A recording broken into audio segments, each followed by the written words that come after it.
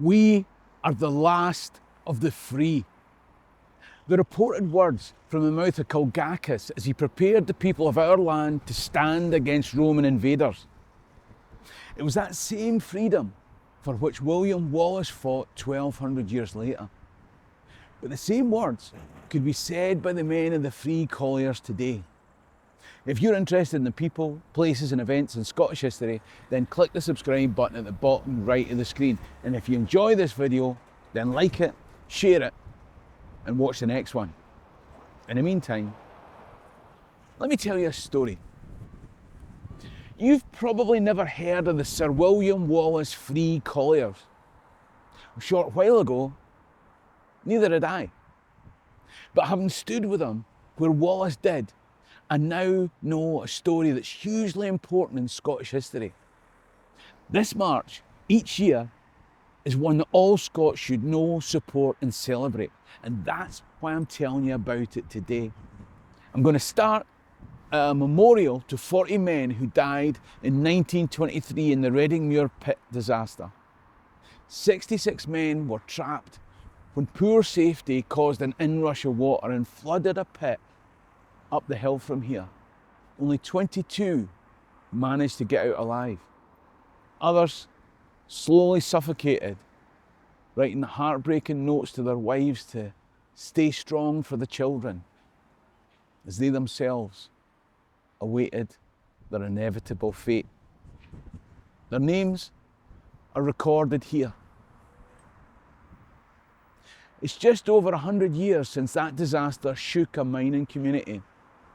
And on the 2nd of August this year, as they do every year, the members of the Sir William Wallace Grand Lodge laid a wreath to commemorate these 40 men. But that's not all. You see, as they march the 10 miles around this area, they commemorate more than that. They stand for more than that. They go back further than that. From Colliers standing against Rome, to Wallace standing against Longshanks, to enslaved serfdom, to industrial subordination, the struggle for rights and the pride of community solidarity. I'm proud to say that this year I marched with them. So why do these men march each year? How long have they been marching? Why did it start? Why do they hold each other by the pinkies as they do? What are the banners that they wave? And why do they take the name of William Wallace? A couple of years ago, I made a video called Slavery from a Scottish Point of View.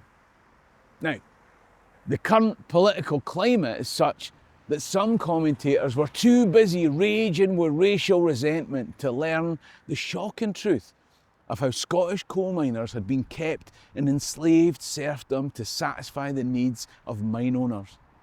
Right up until the 19th century, there were still Scottish coal miners in this area toiling in that subjugated condition. When the Free Colliers march, they don't just commemorate the men who died in the Reading pit, but the men, women and children who toiled underground before Colliers were free. The Sir William Wallace Free Colliers march a 10-mile route behind banners of William Wallace, Robert the Bruce and the flag of their Grand Lodge. They'd already been marching for some time the day that I met them here at their penultimate stop, the Brighton's Masonic Hall. Now, to be clear, the Lodge Sir William Wallace isn't a Masonic organisation. This is just one of the several places that they stop along the way. Banners flying as the bands and marchers come to a halt for refreshments. The Free Colliers were born on the 21st of July 1863. But as we'll see, they were rooted in that liberation from serfdom that came at the turn of the 19th century, and they built on the solid foundation laid by William Wallace. Although the first half of the 19th century may have brought freedom from technical servitude, in practice, it was exactly the same time as the UK government introduced the Combination Acts. These were legislative restrictions to stop workers acting in combination to achieve better conditions.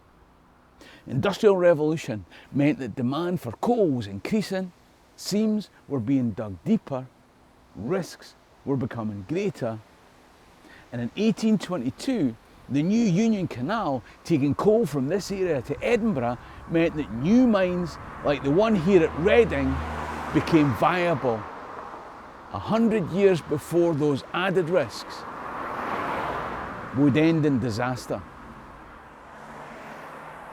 Today I'm walking along this road alone, but on the 2nd of August I walked it with the Sir William Wallace Free Colliers. Miners have been marching here for over 100 years. One step of that march came when those dreaded Combination Acts were repealed in 1825. Associations started to spring up for coal miners to come together and demand safer conditions and better pay.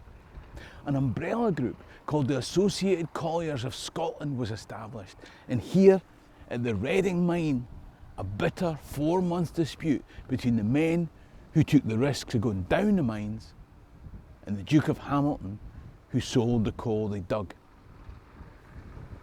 Does that seem like a biased statement? Do you know why the Free Colliers marched up those roads taking each other by the pinky? It's because that's the way miners kept in contact with each other as they moved unsighted through the dark and dangerous tunnels. So, maybe I am a wee bit biased in their favour. The strike lasted 4 months, and the Duke brought in blackleg labour. He also brought in troops to suppress workers' action and punish misbehaviour against imported workers. Strikers were thrown out of their homes, and eventually the strike was broken. It was nearly 20 years before Parliament held an investigation into those miners' conditions.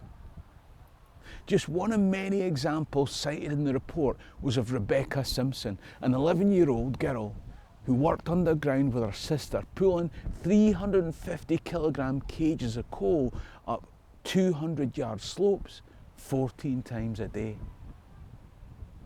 One mining engineer reported, "I've seen women and girls with candles in their teeth crawling on hands and knees carrying their heavy loads." The upshot of the review was that women and children under 10 were banned from working down the pit. The frying pan of their inhumane working conditions turned into the fire of their dads having to make ends meet without them.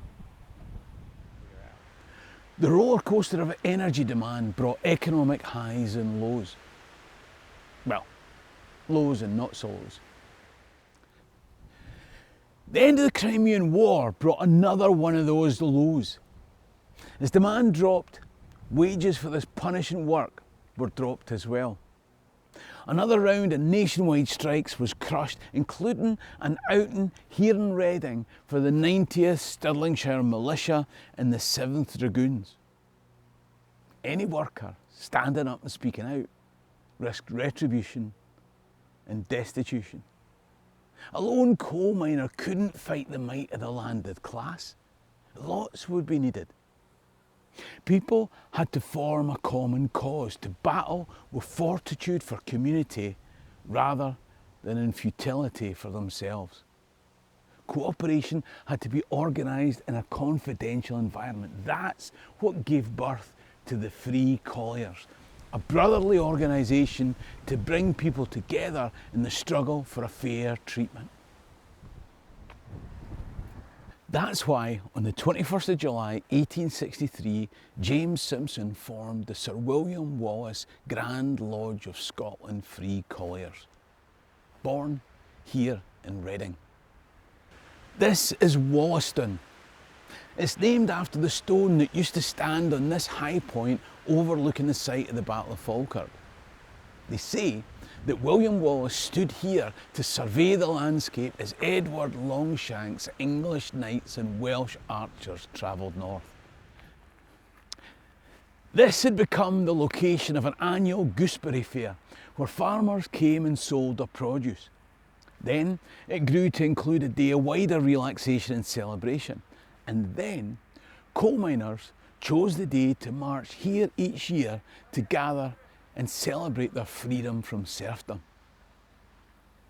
In 1810, shortly after they'd won that freedom, a man called James Mingus led coal miners to fund and erect the monument here to celebrate a heroic freedom fighter from whom they took inspiration.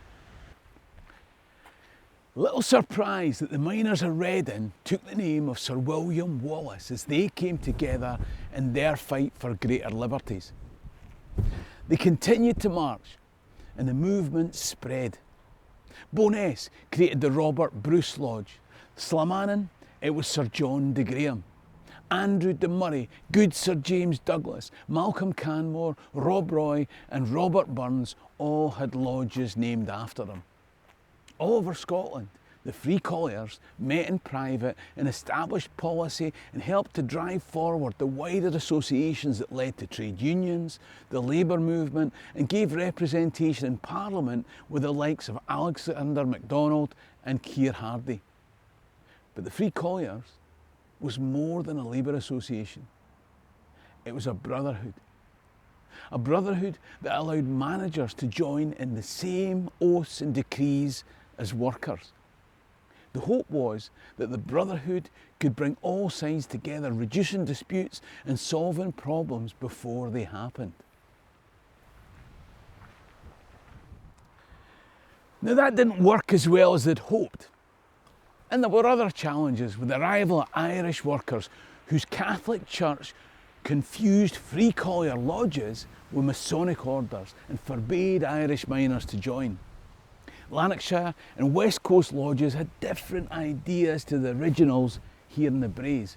And people are people and there's always going to be petty politics. But that wasn't the biggest problem. The biggest problem was a triumph for workers. The Liberal Party were elected and passed the Trade Union Act, legalising trade unions. With unions now a legitimate route forwards, the landscape changed. But Simpson's Free Colliers continued and they set up friendly societies for mutual savings and benefits, support in the case of injuries, ill health and unemployment benefits, on condition that the recipient was never seen intoxicated. Funeral expenses were paid, education was provided for miners. And they're miners. But with trade unions, there was less need for Free Colliers lodges to drive forward campaigns for workers' rights and conditions. And one by one, lodges began to close. Over time, all the Free Collier lodges closed. All except the Sir William Wallace Grand Lodge of Scotland Free Colliers. It remains to this day. It marches to this day. The last of the Free Colliers. There's no gooseberry fair here anymore, but each year in July, the men of the Free Colliers still march, pinkies linked, dressed in their regalia, banners unfurled and waved at each refreshment stop along the 10-mile route. They finish here at the Wallace Stone. In that procession, there are fathers and sons and grandsons all marching together in remembrance of the proud traditions of miners past and what they did to lay the path to the rights that we have in our present. Each year they stop to lay a wreath at the memorial for the men who died in the 1923 disaster. Each year, when they reach this memorial in Wallace, some dignitary gives a speech. It was my privilege to give that speech this year. Now, I post extra videos for those who support me on Patreon, and I'll post a video of me delivering that speech, maybe along with an interview with some members of the lodge who marched, steeped in the knowledge and traditions of this brotherhood. The only reason this channel continues is because of those folks who support on Patreon, and I thank them from the bottom of my heart. If you want to join that group, and help and support the channel and get access to those extra videos from time to time, then click the link top right to become a Patreon member. More importantly, why not contact the Sir William Wallace Grand Lodge via their Facebook page and come along and join the folks here next year. This is a hugely important part of Scotland's industrial history, and yet few outside Falkirk even know it happens. Now you do. Why not come? Even if you don't do the whole march, join them for the last leg like I did and come up here for the ceremony. I'm sure they'll have a better speaker next year. If you want to know more about coal slavery in Scotland, then the video that I made is coming up on screen now. If you enjoyed this video, then like it, share it, and watch the next one. If you can, then support the channel by clicking top right to become a Patreon member or buy me a coffee in the description below. In the meantime, ha mi an dóchas gún bí lama life. Cherry and Rasta.